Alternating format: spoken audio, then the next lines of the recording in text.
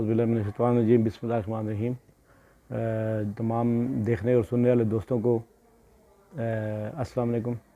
आज की वीडियो बनाने का मकसद कोरोना वायरस के हवाले से बात करना चाह रहा हूँ कि क्योंकि तकरीबन 8 से 9 दिन हो गए हैं लॉकडाउन की सूरत हाल पाकिस्तान में जारी है, लेकिन बात असल में मैसेज ये देना चाह रहा हूँ कि लॉकडाउन के बावजूद हमारे लोग जो है ना वो इस चीज़ को नहीं समझ रहे कि कोरोना वायरस कितनी ये नुकसानदेह बीमारी है कि ये एक इंसान से दूसरे इंसान को मुंतकिल होती है, बहुत जल्दी मुंतकिल होती है।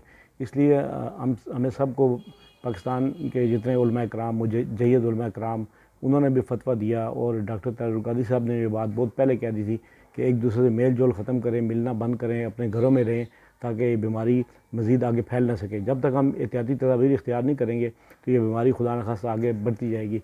सबसे पहले हमें एक दूसरे को मिलना और इस पर बाहर निकलना छोड़ना पड़ेगा। लॉकडाउन का मतलब यही है कि हम घरों में रह कर अल्लाह की इबादत करें, अल्लाह को याद करें, अल्लाह से माफ़ी मांगें अपने गुनाहों की, तो इसी में हमारी बेहतरी है।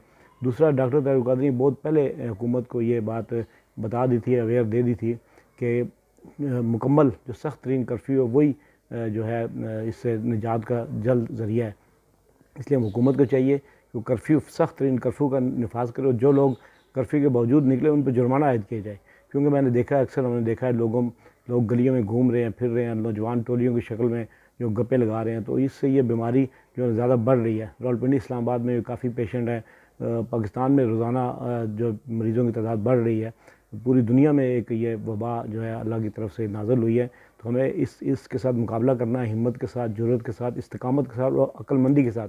अपने बच्चों को घरों में रखें, उनको पाबंद करें कि वो घरों में ना जाएं, बगैर किसी ज़रूरत के कोई शख्स घर से बाहर ना निकले, घर में रहकर अपना ये ज़िंदगी का निज़ाम चलाएं। बाकी हुकूमत की तरफ जो ऐलान हुआ है इमदाद का, वो भी हुकूमत से मुतालबा है कि फ़ौरी उस पर अमली जामा पहनाएँ।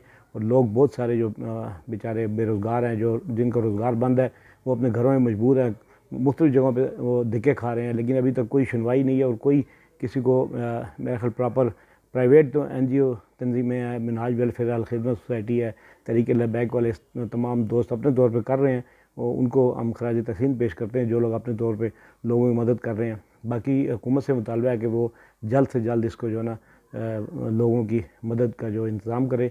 अवाम से मुतालबा है वो घरे में रहें ताकि जल्द से जल्द इस वबा पर काबू पाया जा सके। बहुत शुक्रिया। अस्सलाम वालेकुम रहमतुल्लाह।